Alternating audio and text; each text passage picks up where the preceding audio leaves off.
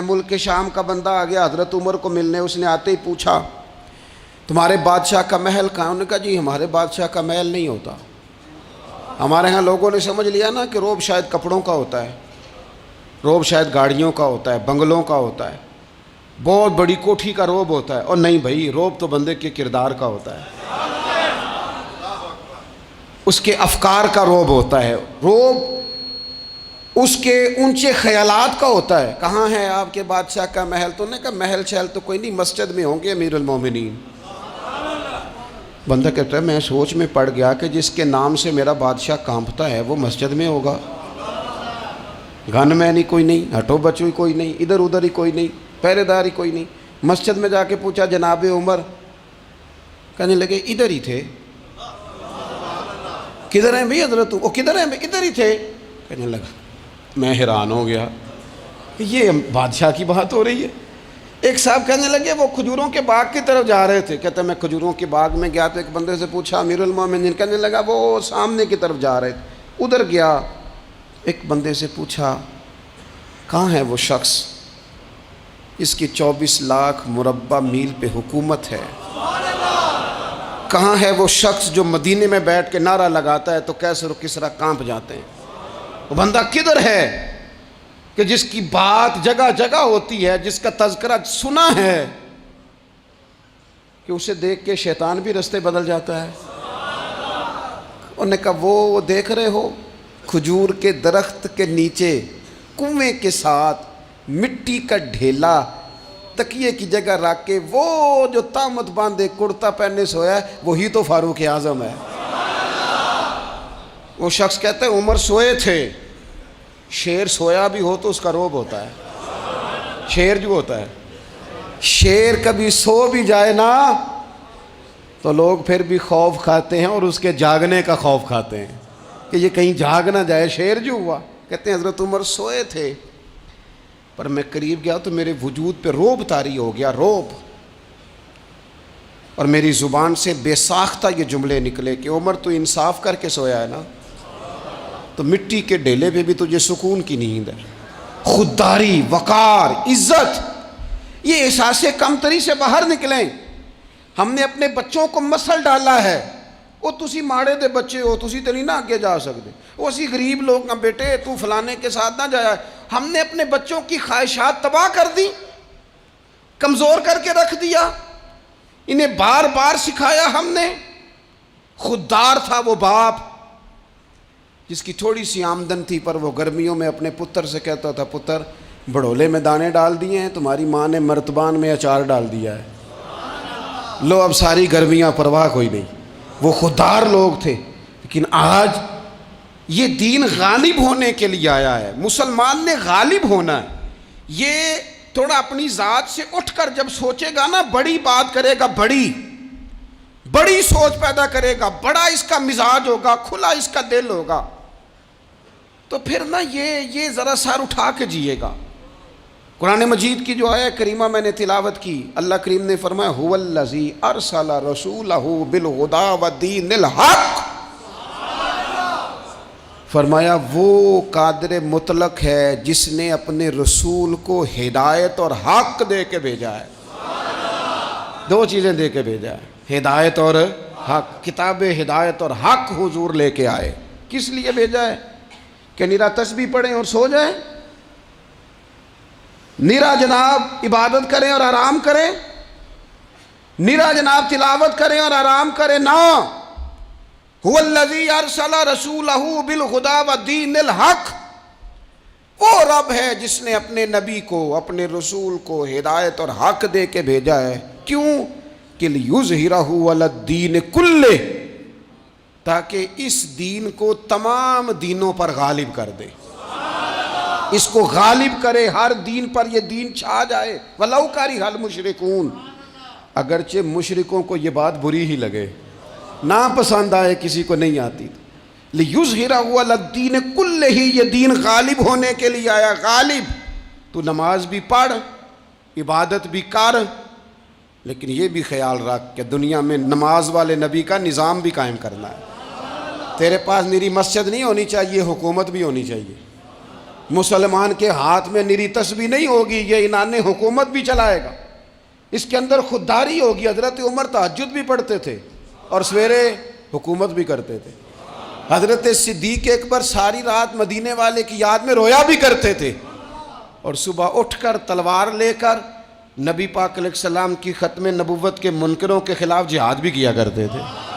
جب تک اپنے مزاج میں وہ شوق نہیں پیدا ہوتا کہ دین کو غالب کرنا ہے، جد و جہد کرنی ہے، کوشش کرنی ہے، بڑا سوکھا ہے ہمارے لیے بھی، آرام سے نماز پڑھیں، نفل پڑھیں، عبادت کریں، اور ویسے بھی اسے لوگ زیادہ بڑا پیر سمجھتے ہیں جس کی تسبیح زیادہ لمبی ہو، وہ زیادہ بڑا پیر ہوتا ہے جس کی پگڑی ذرا زیادہ بڑی ہو، جبہ تگڑا پہنے، اجرے کے اندر رہے، باہر نہ نکلے، اور اندر جائیں 2 منٹ کے لیے حضرت کی زیارت کریں، باہر آ جائیں بس چھٹی، وہ زیادہ پیری مریدی ہو جاتی ہے۔ پیر تو بولتا ہی نہیں، وہی ہے تیرے زمانے کا امام برحق۔ اقبال کہنے لگے وہی ہے تیرے زمانے کا امام برحق، جو تجھے حاضر و موجود سے بیزار کرے اور موت کی شکل میں دکھلا کے تجھے جلوہ یار، زندگی تیرے لیے اور بھی دشوار کرے، تو جو تیرا جینا مشکل کر دے نا، وہ تیرے زمانے کا امام برحق ہے، تیرے لیے زندگی دشوار کر۔ یہ کیا بات ہوئی کہ ٹھیک ہے جناب آپ موج کریں، جو دین غالب ہونے کے لیے آیا، دین کے مزاج میں غلبہ ہے، دین کی طبیعت میں غلبہ ہے، دیندار چھا کے وقت گزارا کرتے ہیں۔ اللہ تعالیٰ نے اس دین کے اندر وہ قرار دیا ہے، وہ وسعت دی ہے، وہ درد دیا ہے، وہ ذوق دیا ہے۔ اپنے اندر سے وہ بت توڑ ڈالیں جو بت مایوسی پھیلاتے ہیں، ان جگہوں سے نکل آئیں جہاں انسان کمزور پڑتا ہے۔ اٹھ باندھ کمر کیوں ڈرتا ہے، پھر دیکھ خدا کیا کرتا ہے۔ آگے کی طرف دیکھیں، آگے کی طرف دیکھیں۔ میرے نبی اکرم صلی اللہ تعالیٰ علیہ وسلم نے فرمایا حالات جتنے بھی خراب آ جائیں، ماحول جتنا بھی بگڑ جائے، امت پر دشواری جتنی بھی آئے، حضور علیہ الصلوۃ والسلام نے فرمایا ہے یہ دین اسلام ہے، یہ مسلم کے لفظ ہیں، حضور فرماتے ہیں یہ دین ہمیشہ قائم رہے گا، اور فرمایا ایک جماعت ہوگی پوری میری امت کی جو دین اسلام کے دفاع میں کام کرتی رہے گی، جد و جہد کرتی رہے گی، کوشش کرتی رہے گی، ہمت کرتی رہے گی۔ میرے عزیز حضور نے فرمایا ہمیشہ یہ دین قائم رہے گا، اور ایک جماعت ہمیشہ اس دین کے لیے کام کرتی رہے گی۔ اور میرے نبی پاک علیہ السلام نے فرمایا 100 سال کے بعد تو اللہ ضرور اس امت میں ایک ایسا شخص پیدا کرے گا، یہ ابن ماجہ میں حدیث موجود ہے، جو اس دین کی نئے سرے سے تجدید کر دے گا۔ وہ لوگ آتے رہے، جب حالات بڑے بگڑے تو حضرت عمر بن عبدالعزیز آ گئے، حالات کا رخ بدل کے رکھ دیا۔ پھر معاملات بڑے بگڑے تو امام شافعی جیسے لوگ آ گئے، غوث اعظم جیلانی جیسے لوگ آ گئے۔ حالات بڑے بگڑے تو شیخ عبدالحق محدث دہلوی جیسے لوگ آ گئے۔ ہندوستان میں جب ماحول بڑا کٹھن ہوا تو اعلیٰ حضرت فاضل بریلوی جیسے لوگ آ گئے۔ ہر صدی کے سرے پر اللہ تعالیٰ ایک مجدد بھیجے گا، حضور کا وہ غلام دین کو نئے سرے سے تازہ کرے، دین کے چمن میں ہمیشہ بہار رہے گی، ہمیشہ نورانیت رہے گی، ہمیشہ نور اعلیٰ نور رہے گا۔ یہ کام صرف کرنے کا کام کیا ہے، یہ دین تو پھلے گا پھولے گا، جو آگے بڑھ کے خدمت میں حصہ ڈال لے گا نا وہ اپنا نفع کرے گا۔ یہ قرآن پاک ہے، یا ایھا الذین آمنوا ان تنصروا اللہ ینصرکم ویثبت اقدامکم۔ اللہ فرماتے ہیں اے لوگو اگر تم اللہ کے دین کی مدد کرو گے نا تو اللہ تمہاری مدد کرے گا، ویثبت اقدامکم، اور تمہارے قدم جما دے گا، تمہیں استقامت دے، تم آگے۔ اور دین کی مدد صرف پیسوں سے نہیں ہوتی، کوئی شخص سمجھے کہ فقط مال سے مدد ہوتی ہے۔ جب آپ وقت پر آ کر مسجد میں جمعے کی نماز ادا کرتے ہیں تو یہ بھی آپ دین کی خدمت ہی کرتے ہیں۔ جب آپ دینی اجتماعات کی رونق بڑھاتے ہیں تو یہ بھی آپ دین کی خدمت ہی کرتے ہیں۔ جب آپ کسی دین کے طالب علم کا حوصلہ بڑھا دیتے ہیں نا، بیٹے بڑی بات ہے قرآن پڑھتے رہنا، یہ بھی آپ خدمت ہی کرتے ہیں۔ جب آپ دین کے بارے میں کسی جگہ بیٹھ کے اچھی بات کر دیتے ہیں، یار اللہ کا فضل ہے ہمارے دین میں یہ خیر اللہ نے رکھی، یہ بھی آپ دین کی مدد ہی کرتے ہیں۔ آپ کسی بھی جگہ کسی بھی حوالے سے دین کے لیے کوئی بھی پیغام دیتے ہیں، کوئی بھی بات کرتے ہیں تو آپ دین کی، یہ ساری خدمات دینیاں ہیں، یہ سارا درد ہے، یہ سارا ذوق ہے۔ ہم اپنا اپنا حصہ جس طرح بھی ملا سکیں، دین کی حمایت میں، دین کی مدد میں، جہاں کوئی ایسی بات ہو رہی ہو وہاں ہم دفاع کے لیے کھڑے ہو جائیں۔ ہر شخص اپنے اپنے مقام پر دینی ابلاغ میں، دین کی تبلیغ میں اپنا کردار ادا کرے۔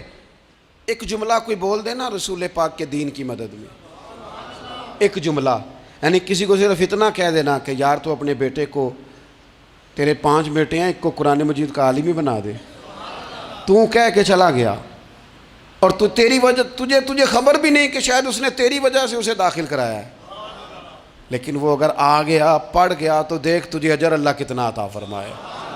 آدھا جملہ بول کے دین کے معاملے میں معاون بنے، کوئی خیر کا لفظ بول کے معاون بنے۔ ہم نہ ہمت نہیں کرتے، ہم کہتے ہیں وہ فلانا کرے گا، بڑا آدمی کرے گا، مولانا کریں گے، پیر صاحب کریں گے، اپنا اپنا حصہ، اپنی اپنی خیر۔